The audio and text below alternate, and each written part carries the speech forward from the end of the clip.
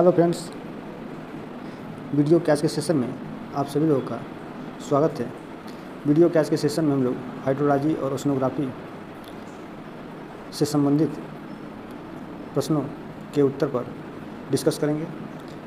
आइए देखते हैं। हाइड्रोलॉजी का एक महत्वपूर्ण टॉपिक है ये, महासागरीय जल का तापमान और लवणता, ओशन टेम्परेचर एंड सैलिनिटी से संबंधित सवालों को देखते हैं।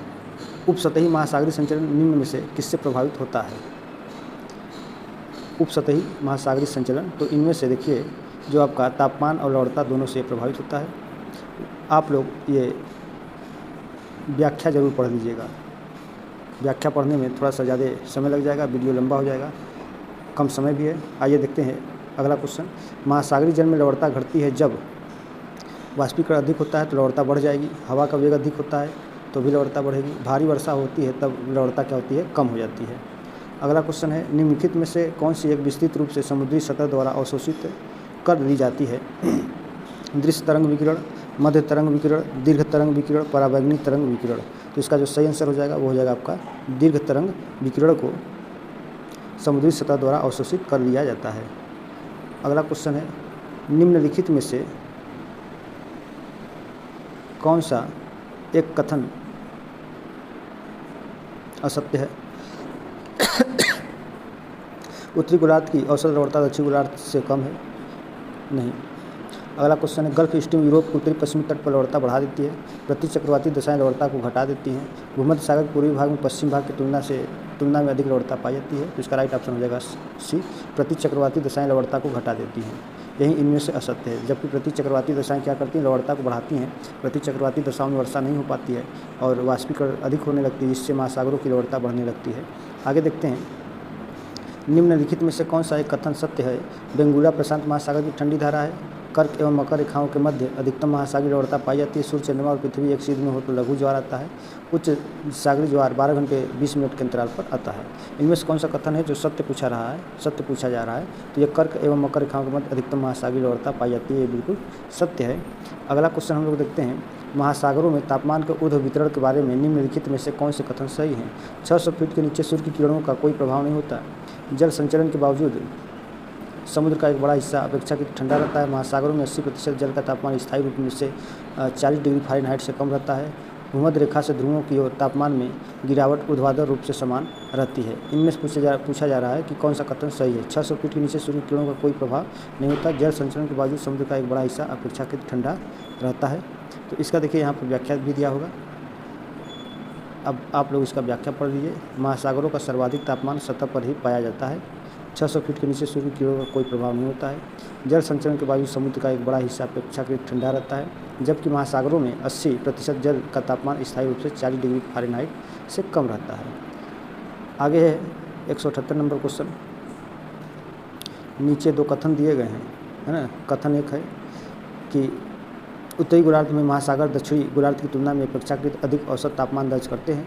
उत्तरी और दक्षिणी गोलार्ध में तापमान में भिन्नता दोनों गोलार्ध में भूमि और महासागर के वितरण में असमानता के कारण है। तो इसका सही आंसर हो जाएगा ए और आर दोनों सही हैं, ए और आर दोनों सही हैं और आर ए की सही व्याख्या कर ले जाएगा, तो राइट ऑप्शन ए हो जाएगा। यहाँ पर आपका दिया हुआ है व्याख्या, इस व्याख्या को आप लोग वीडियो को पुश करके पढ़ लीजिएगा। आगे क्वेश्चन देखते हैं, महासागरीय जल में वाष्पीकरण की प्रक्रिया प्रभावित होती है लवणता से, अक्षांश से, मौसम से, पवन से। तो महासागरीय जल में जो वाष्पीकरण की प्रक्रिया होती है ये आपका प्रभावित होता है लवणता से, अक्षांशों से। तो ए और बी किसी में दिया हुआ है, ए और बी, और आपका हो जाएगा डी। तो राइट आंसर आपका हो जाएगा यहाँ पर ए, बी, सी और डी चारों हो जाएगा, इन चारों से प्रभावित होता है। यहाँ पर आपका दिया गया है, व्याख्या आप पढ़ सकते हैं। अगला क्वेश्चन है, समुद्री जल के विषय में निम्नलिखित में से कौन से कथन सत्य हैं?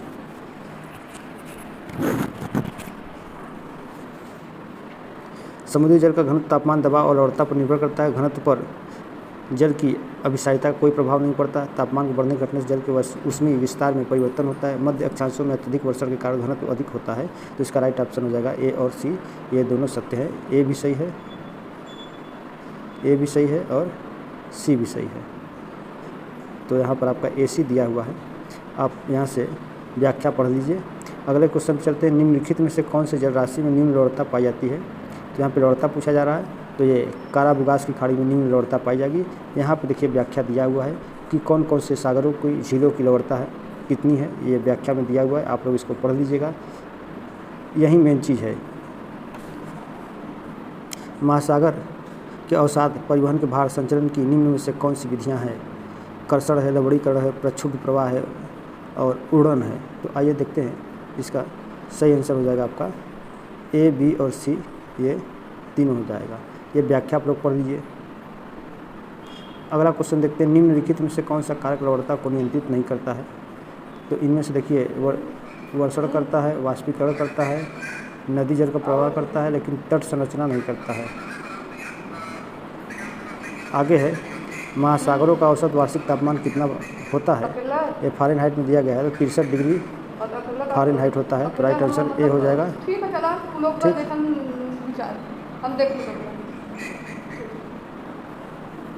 आगे क्वेश्चन है 185, निम्नलिखित में से कौन सा एक आरोही क्रम में सागरी जल में विद्यमान लवण के प्रतिशत को सही प्रदर्शित करता है। तो ये पूछ रहा है आरोही क्रम। आरोही का मतलब क्या होता है, बढ़ते हुए क्रम में। तो सबसे ज़्यादा सोडियम क्लोराइड का होता है, तो ये रहा सोडियम क्लोराइड।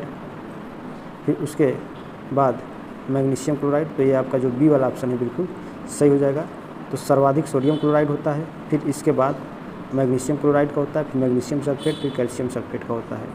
आइए अब हम लोग देखते हैं, यहाँ पे देखिए दिया है मात्रा, इसको ज़रूर आप लोग पढ़ लीजिएगा, ये मोस्ट इंपॉर्टेंट चीज़ें हैं, यही सब मुख्य चीज़ें हैं। क्वेश्चन तो ठीक है, लेकिन ये बहुत ज़रूरी है, इसको आप लोग पढ़ लीजिएगा। सोडियम क्लोराइड की मात्रा देखिए 27.213 होता है, मैग्नीशियम क्लोराइड का 3.807 होता है। ठीक है, इधर प्रतिशत भी दिया हुआ है। अगला क्वेश्चन देखते हैं, सागरी जल में लवणों की मात्रा का सही घटता क्रम है। सोडियम क्लोराइड, मैग्नीशियम क्लोराइड, है ना। अब ये घटते क्रम में पूछ रहा है, तो सबसे अधिक सही सोडियम क्लोराइड होता है, फिर मैग्नीशियम क्लोराइड होता है, फिर मैग्नीशियम सल्फेट, फिर कैल्शियम सल्फेट। तो ये वाला ऑप्शन बिल्कुल सही हो जाएगा। आगे देखते हैं, समुद्र जल में द्वितीय सर्वव्याप्त लवण है, तो सोडियम क्लोराइड के बाद हो जाएगा मैग्नीशियम क्लोराइड, तो राइट ऑप्शन बी हो जाएगा। समुद्री जल में सोडियम क्लोराइड का प्रतिशत है तो 77.8% है। सर्वाधिक महासागरीय लवणता पाई जाती है कर्क एवं मकर रेखाओं के मध्य में पाई जाती है। सर्वाधिक महासागरीय लवणता पाई जाती है कर्क एवं मकर रेखा में, भूमध्य सागर में, आंतरिक सागर एवं झीलों में। देखिए कर्क एवं मकर रेखा के अंदर जो आंतरिक सागर एवं झील होंगे उनमें सर्वाधिक पाई जाएगी, तो ये सी वाला बिल्कुल ऑप्शन सही हो जाएगा। तो यहाँ पर सर्वाधिक महासागरीय लवणता आंतरिक सागर एवं झीलों में पाया जाता है। शीर्ष 3 लवणता वाली झीलें हैं, लेक वान झील में 330 होता है, मृत सागर में 238 होता है, ग्रेट में 220। इसका ट्रिक भी बना है कि वाल्मीकि ग्रेट थे, है ना, तो वाल्मीकि ग्रेट थे, ये इसका ट्रिक है। आगे चलते हैं, 190 पर आइसोहेलाइन मिलाती है, तो ये सम लवण रेखा होती है। तो समान लवणता के स्थानों को मिलाने वाली रेखा सम लवण रेखा या आइसोहेलाइन कहलाती है। निम्नलिखित में से झीलों का कौन सा समूह उनमें उपस्थित लवणता की मात्रा के आरोही क्रम में सही ढंग से अनुक्रमित है। तो ग्रेट साल्ट झील, डेड सी और लेक वान झील, ये बिल्कुल सही है। यहाँ पर आप इसकी व्याख्या को पढ़ लीजिए, यहाँ पे व्याख्या ये दिया हुआ है। देखिए, विश्व में सर्वाधिक लवणता डान जुआन पांड का अंटार्कटिका में है। आगे देखते हैं, महासागरों में लवणता के ऊर्ध्वाधर वितरण के संदर्भ में कौन सा कथन सही है। तो इनमें से जो आपका डी वाला कथन है ये बिल्कुल सही है। यहाँ से आप व्याख्या पढ़ लीजिए, ये आप व्याख्या पढ़ सकते हैं यहाँ से। ठीक है, आगे चलते हैं, निम्नलिखित में कारकों में से कौन सा महासागरों के तापमान के क्षैतिज वितरण को प्रभावित नहीं करता है। तो अक्षांश रेखाएं, सूर्यताप की मात्रा, समुद्र का आकार, सनातनी पवनें तथा महासागरीय धाराएं तो प्रभावित नहीं करता है, तो ये अक्षांश रेखाएं प्रभावित नहीं करेंगी। यहाँ पर आप व्याख्या पढ़ लीजिए, व्याख्या बहुत ज़रूरी है पढ़ना, इसको पढ़ लेंगे तो इसी व्याख्या में कई प्रश्नों के जवाब भी मिल जाएंगे और उत्तर भी मिल जाएगा। आइए आगे देखते हैं, यदि किसी महासागर की लवणता की मात्रा अधिक है तब वाष्पीकरण की दर भी उच्च होगी, हिमांक कम होगा, तापमान कम होगा, घनत्व कम होगा। यदि किसी महासागर की लवणता की मात्रा अधिक है तो यहाँ पर आपका जो होगा हिमांक कम होगा। आगे देखते हैं, निम्नलिखित कारकों में से कौन से महासागरों में लवणता की मात्रा और वितरण को नियंत्रित करते हैं। तो इनमें आपका देखिए वाष्पीकरण भी करता है, नदियों के मीठे पानी का अंतर्वाह भी करता है, वायुमंडलीय दाब भी करता है, वर्षण भी करता है। तो इस आधार पर आपका चारों करते हैं तो चौथा ऑप्शन बिल्कुल सही हो जाएगा। आगे देखते हैं, ये व्याख्या पढ़ लीजिए। अगला है, समुद्री जल से कौन सा लवण प्रचुर मात्रा में मौजूद होता है? तो ये सोडियम क्लोराइड होता है, तो ये बिल्कुल सही हो जाएगा। अगला देखिए क्वेश्चन,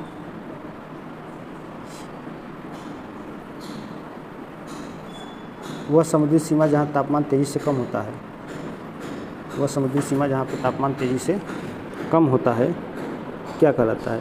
तो इसको आप थर्मोक्लाइन कहते हैं। थर्मोक्लाइन वह समुद्री सीमा जहाँ तापमान तेज़ी से कम होता है। समुद्री जल में खारेपन की समान मात्रा प्रदर्शित करने वाली रेखा को आइसोहेलाइन कहा जाता है। अगला क्वेश्चन देखते हैं, नीचे दो कथन दिए गए हैं। उच्च लवणता 20 से 40 डिग्री अक्षांशों के बीच पाई जाती है, लवणता मध्य अक्षांशों से उच्च अक्षांशों की ओर घटती जाती है। तो इसका सही आंसर हो जाएगा ए और आर दोनों सही होंगे, लेकिन व्याख्या नहीं कर पाएगा। सर्वाधिक घनत्व वाला समुद्री जल है, तो उत्तरी अटलांटिक गंभीर जल ये सर्वाधिक घनत्व वाला समुद्री जल है। आगे देखते हैं, टीएस आरेख निम्न में से किनके निर्माण और हद को निर्धारित करने में सहायता करता है? तो इसका सही आंसर हो जाएगा ये जल राशियों के लिए होता है। अगला क्वेश्चन है, अधिकतम लवणता पेटी की औसत गहराई क्या है? तो ये 300 से 1000 मीटर के बीच में होता है। आगे देखते हैं, निम्नलिखित में से कौन सा महासागर के जल के ताप वितरण को प्रभावित करने वाला कारक नहीं है? तो इनमें से समुद्र की ओर भूमि की ढलान ये नहीं करता है, बाकी ये सभी करते हैं। आगे देखते हैं, निम्नलिखित में से किस सागर में 37 से 41 प्रति हज़ार की मध्य लवणता की मात्रा पाई जाती है? तो ये आपका लाल सागर में पाया जाता है। इस व्याख्या को आप जरूर पढ़ लीजिएगा, ये मोस्ट इम्पॉर्टेंट है। क्वेश्चन यहीं से फंसने वाले हैं, इन्हीं में से क्वेश्चन फंसेगा। निम्नलिखित में से किस झील की लवणता सर्वाधिक है? तो इनमें देखिए, जो लेकवान झील है इसकी लवणता सर्वाधिक है, बी वाला ऑप्शन सही हो जाएगा। अगला क्वेश्चन है, निम्नलिखित में से कौन सी झील समुद्री विश्व में सबसे अधिक खारा है? तो ये आपका लेकवान झील हो जाएगा। सर्वाधिक खारापन निम्नलिखित में से किस झील में पाया जाता है? तो ये आपका वान झील हो जाएगा। टर्की की प्रसिद्ध लेकवान झील में कितने प्रतिशत है? तो 330 है। लेकवान झील की लवणता कितना है? 330 है। निम्नलिखित सागरों में किसमें लवणता सबसे कम है? तो ये काला सागर में लवणता सबसे कम होगा। अगला है, यहाँ पर व्याख्या है, जरूर पढ़ लीजिएगा आप लोग, ये व्याख्या है इसका, आप लोग पढ़ लीजिएगा। अगला है, अधिकतम लवणता कहाँ पाई जाती है? तो ये आपका लाल सागर में इन चारों में पाई जाएगी। समुद्री जल का घनत्व बढ़ता है यदि गहराई एवं लवण की सांद्रता दोनों घटती हैं। गहराई एवं लवण की सांद्रता दोनों बढ़ती हैं, तब इसका घनत्व क्या होगा? बढ़ जाएगा।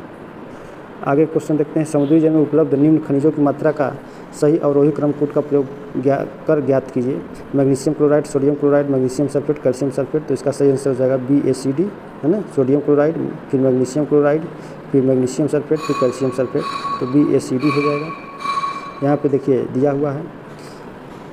आगे क्वेश्चन है कि सूची 1 को सूची 2 से मिलान करना है। तो इसका जो सही आंसर हो जाएगा, देखिए, समताप रेखा किसको निर्धारित करता है? तो समान अवधि तक धूप वाले स्थानों को जोड़ने वाली रेखा। फिर उसके बाद समलवण रेखा क्या है? महासागरों में समान लवणता को मिलाने वाली रेखा। समवाह गति रेखा क्या है? तो ये समान वायु गति वाले स्थानों को मिलाने वाली रेखा। आइसोनेप क्या है? बादल के समान औसत प्रतिशत वाले स्थानों को जोड़ने वाली रेखा। तो राइट ऑप्शन नंबर सी हो जाएगा। आगे देखते हैं, यहाँ पे आप लोग व्याख्या पढ़ लीजिएगा, ये व्याख्या है, बहुत ज़रूरी है इसको पढ़ना, और इसी से कई क्वेश्चन आपके तैयार होंगे।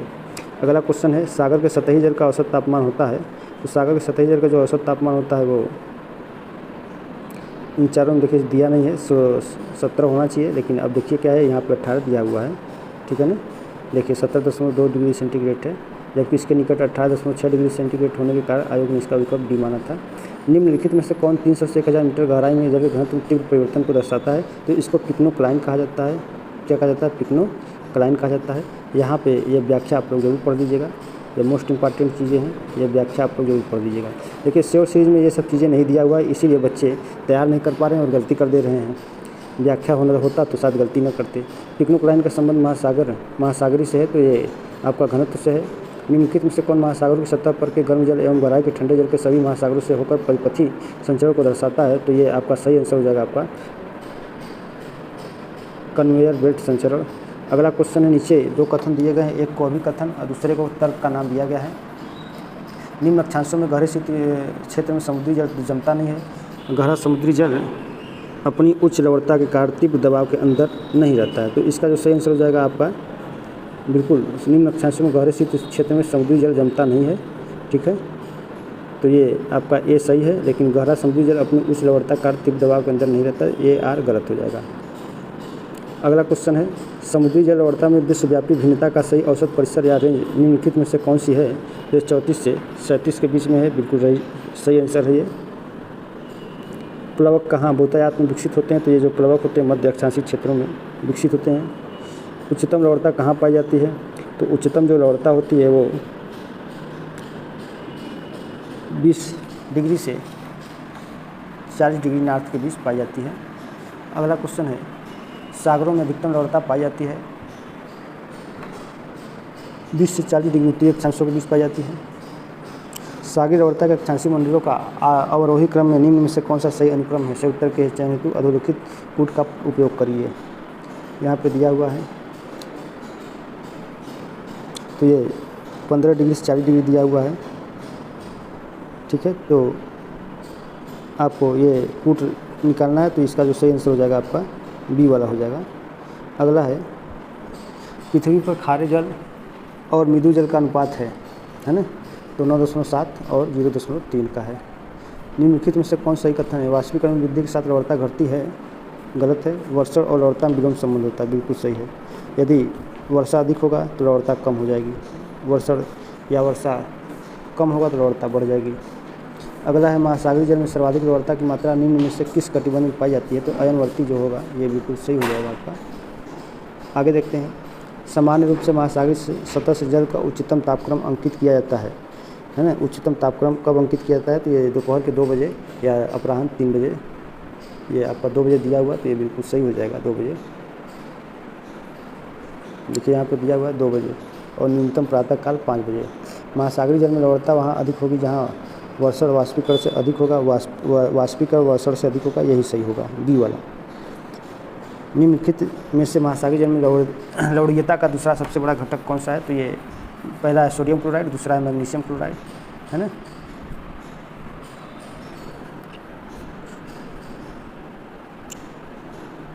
तो सही आंसर आपका हो जाएगा सोडियम। यहाँ पे देखिए, ये प्रति किलोग्राम जल में नमक की मात्रा को दर्शाया गया है कि क्लोराइड कितना होता है, सोडियम कितना होता है, सल्फेट कितना होता है, मैग्नीशियम कितना होता है, कैल्शियम कितना होता है। भूमंडल के समस्त महासागरों का औसत तापमान है, तो ये अभी मैंने बताया, तो यहाँ पर ये 17 हो जाएगा। निम्नांकित में से सबसे गर्म सागर कौन सा है? तो इनमें जो लाल सागर सबसे गर्म है। महासागरों में सर्वाधिक ऊंचे तापमान रहते हैं अटलांटिक महासागर में, हिंद महासागर में, आर्कटिक महासागर में, प्रशांत महासागर में। तो इन चारों में देखिए सर्वाधिक ऊंचा तापक्रम जो होता है वो आपका हिंद महासागर में पाया जाता है, क्योंकि इसमें ठंडी धाराएं बहुत कम चलती हैं। तो राइट आंसर हो जाएगा हिंद महासागर। जल मंडल के समताप मंडल का प्रारंभ समांतर कितनी गहराई के बाद माना जाता है? तो जल मंडल के समताप मंडल पूछा जा रहा है, तो 1000 मीटर गहराई के बाद होता है। तो वो 1000 मीटर गहराई दिया नहीं है, इसको छोड़ दीजिए। जल के घनत्व में अंतर के कारण भी धाराएं गतिमान हो सकती हैं, इन्हें कहते हैं, तो इन्हीं को आप गुरुत्वाकर्षण के माध्यम चलता है, तो ये थर्मोक्लाइन धाराएं होती हैं। निम्न में से किसका सामुद्रिक जल में लवणता की मात्रा पर कोई प्रभाव नहीं पड़ता है? तो ये इसका राइट आंसर हो जाएगा समुद्र तली वनस्पति हो जाएगा। समुद्र का खारापन सर्वाधिक है, तो ये आपका उपोष्णकटिबंध क्षेत्रों में है। सागरीय लवणता को व्यक्त करने के लिए किस चिन्ह का प्रयोग किया जाता है? तो इसमें से आपका जो बी वाला है बिल्कुल सही है, इसको ऐसे प्रदर्शित किया जाता है। आगे देखते हैं, निम्नलिखित में से कौन सा कथन समान तापमान पर महासागरीय जल और वायु के घनत्व में अंतर के बारे में सत्य है? महासागरीय जल का घनत्व वायु की तुलना में 800 गुना अधिक है, ये सही है। ठीक है, पहला बिल्कुल सही हो जाएगा। ऑस्ट्रेलिया का पश्चिमी तट किस कारण से अधिक लवणता सूचित करता है? समुद्री जलधाराएं, वायु की दिशा, शुष्क मौसम की स्थिति, उपयुक्त सभी। ये शुष्क मौसम की स्थिति हो जाएगा। आगे देखते हैं, जलाशयों में लवणता में वृद्धि किसमें परिवर्तन के साथ होती है? वाष्पीकरण में वृद्धि और ताजे जल के सम्मिश्रण में कमी के कारण होता है, तो राइट ऑप्शन ए हो जाएगा। अब हम लोग देखते हैं, मृत या डेड सागर में लवणता बहुत कम होती है। मृत सागर उष्णकटिबंधीय शुष्क जलवायु क्षेत्र में अवस्थित है, जहाँ वाष्पीकरण उच्च और क्षेपण निम्न और अपवाह आंतरिक होता है। तो इसको बताना है कौन सही होगा। तो इसमें ए गलत है और आर सही है। लवणता के बारे में निम्नलिखित में से कौन सा कथन सही नहीं? लवणता सीधे वर्षा से संबंधित है, ये बिल्कुल आपका कथन सही नहीं है। वर्षण की दर तथा लवणता के बीच प्रत्यक्ष संबंध है। नदी के मुहाने के समीप निम्न लवणता पाई जाती है। उष्ण कटिबंध में लवणता अधिकतम होती है और ध्रुव तथा भूमध्य रेखा की ओर कम होती जाती है। ये तीनों सही है, लेकिन लवणता सीधे वर्षण से संबंधित होती है, यही गलत है। नीचे दो कथन दिए गए हैं, एक को अभिकथन और दूसरे को कारण बताया गया है। अभिकथन है भूमध्यवर्ती क्षेत्र में महासागरीय लवणता कम होती है। कारण है भूमध्यवर्ती क्षेत्र की विशेषताएं भारी वर्षा, मेघाच्छन्नता और आर्द्रता है। तो ए और आर दोनों से हो जाएगा और व्याख्या भी कर ले जाएगा ना। आगे देखते हैं। उत्तरी गोलार्ध में सर्वाधिक लवणता पाई जाती है, तो 20 डिग्री से 40 डिग्री उत्तरी अक्षांशों के मध्य पाई जाती है। तो डी वाला ऑप्शन बिल्कुल सही हो जाएगा। महासागरों में सर्वाधिक लवणता 20 से 40 डिग्री उत्तरी अक्षांश और 10 से 30 डिग्री दक्षिणी अक्षांशों के बीच पाई जाती है। अगला क्वेश्चन है निम्नलिखित में से किस क्षेत्र में समुद्री जल की लवणता अधिक है? तो ये उपोष्ण क्षेत्रों में हो जाएगा ना। किस में हो जाएगा? उपोष्ण क्षेत्रों में लवणता अधिक होती है। निम्नलिखित में से कौन सा कारक सागरीय तापमान को प्रभावित करता है? तो ये सभी प्रभावित करते हैं, है ना, ये सभी प्रभावित करेंगे। निम्नलिखित में से कौन सा कथन सही है? सागरों में लवण की कुल मात्रा में अंतर होता है। सागरों में लवणों की संरचना के अनुपात में सर्वत्र समानता होती है। सागरीय लवणता अधिक है तो वाष्पीकरण न्यून होता है ना। कौन सा कथन सही है? यही बिल्कुल सही है। यदि जब सागरीय लवणता जितनी अधिक होगी उसका वाष्पीकरण बहुत कम हो जाएगा। आगे देखते हैं। निम्न में से किस जल राशि की लवणीयता सबसे कम है? तो इसमें बाल्टिक सागर का लवणता सबसे कम है। यहाँ पे आपका प्रत्येक सागरों का लवणता दिया हुआ है। सर्वाधिक लवणता पाई जाती है लाल सागर में, मृत सागर में, काला सागर में, अरब सागर में। तो ये आपका मृत सागर में, इन चारों में सर्वाधिक लवणता पाई जाएगी। 250 वाला क्वेश्चन है। समुद्री जल का घनत्व नियंत्रित होता है तो लवणता व तापक्रम से, संपीड्यता व संवहन से उपयुक्त सभी कारकों से। तो सही है। निम्नांकित 251 वाला क्वेश्चन है। निम्नांकित को लवणता के आधार पर आरोही क्रम में बढ़ते हुए क्रम में व्यवस्थित कीजिए तथा प्रदत्त कुछ से सही उत्तर का चयन कीजिए। तो सबसे जो अधिक लवणता होगा इन चारों में देखा जाए तो जो ये आपका टर्की का लेकवान झील है, पहले ये हो जाएगा। तो देखिए इनमें अब बी कहाँ दिया हुआ है? इनमें बी कहाँ दिया हुआ है? तो बी देखिए यहीं पर दिया हुआ है, तो पहला वाला ही सही हो जाएगा।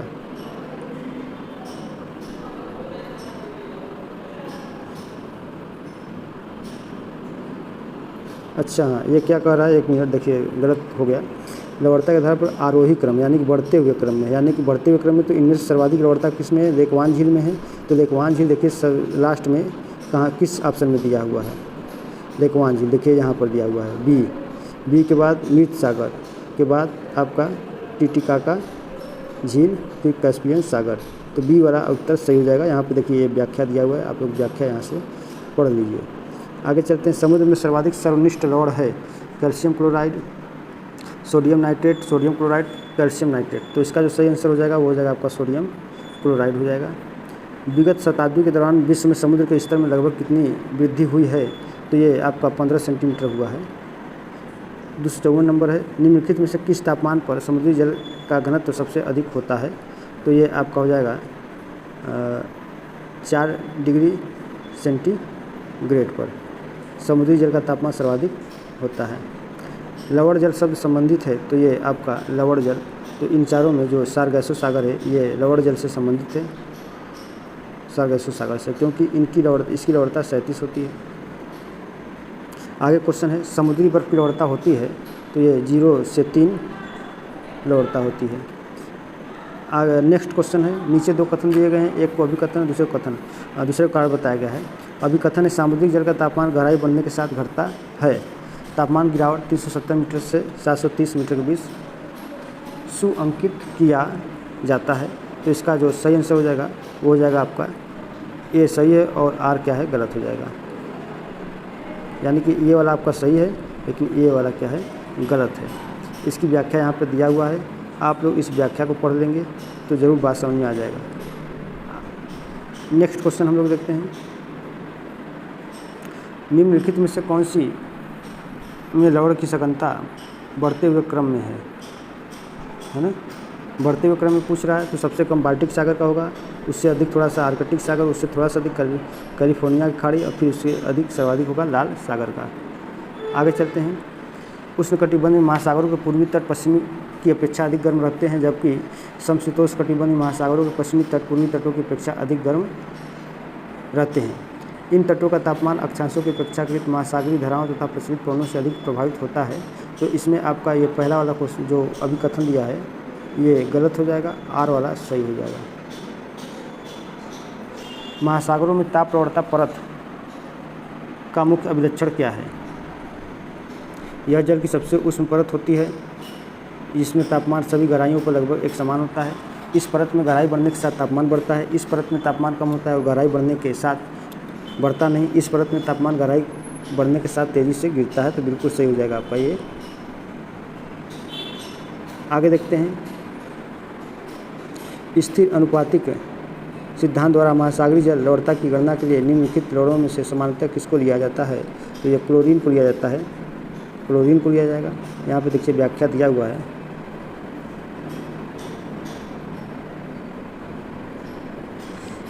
नेक्स्ट क्वेश्चन है, निम्नलिखित समुद्री जल की मात्राओं में से किसको समान समुद्री लवणता को प्रदर्शित करने के लिए समानक के तौर पर लिया जाता है? तो सही आंसर हो जाएगा 1000 ग्राम। 1000 ग्राम जल में नमक की कितनी मात्रा है? आगे क्वेश्चन है, निम्नलिखित में से कौन सा एक महासागरों की धाराओं को प्रभावित करने वाले प्राथमिक कारकों में शामिल नहीं है? तो महासागरीय तल की जो स्थिति है यही कारक शामिल नहीं है। अब यहाँ पर देखिए दिया हुआ है कि महासागरीय धाराओं को प्रभावित करने वाले कारकों में ये कारक दिए हुए हैं। नेक्स्ट क्वेश्चन है, निम्नलिखित में से कौन सी समुद्री जलधारा हिंद महासागर की है? अगुल्हास धारा, लेब्राडोर धारा, एंटिल्स धारा, कनारी धारा। तो सही आंसर हो जाएगा आपका अगुल्हास धारा। नेक्स्ट क्वेश्चन देखते हैं हम लोग। 266 सारगासो सागर किस महासागर का हिस्सा है? तो ये उत्तरी अटलांटिक महासागर का हिस्सा है। तो राइट ऑप्शन हो जाएगा उत्तरी अटलांटिक महासागर हो जाएगा। नेक्स्ट क्वेश्चन है, सारगासो सागर किस महासागर का भाग है? तो ये उत्तरी अटलांटिक मैंने बताया। सारगासो सागर स्थित है तो ये अटलांटिक महासागर में स्थित है। तो हम लोगों ने लगभग 90 क्वेश्चन सॉल्व कर लिए। महासागरीय जल की लवणता और तापमान से संबंधित प्रश्नों को देख लिया। व्याख्या आप लोग अच्छे से पढ़िए। इसी व्याख्या के तहत ही प्रश्न बनेंगे और प्रश्न पूछे जाएंगे। अभी भी समय बहुत है, आप लोग अच्छे से पढ़ लेंगे। ये वीडियो का दूसरा पार्ट है, जबकि इसका पहला पार्ट यूट्यूब चैनल पर पड़ा हुआ है। और इसी वीडियो के डिस्क्रिप्शन में मैं पहले पार्ट का जो है कि लिंक डाल दूँगा। आप लोग अच्छे से पढ़िए और जो व्याख्या है उसको बहुत अच्छे से पढ़िए।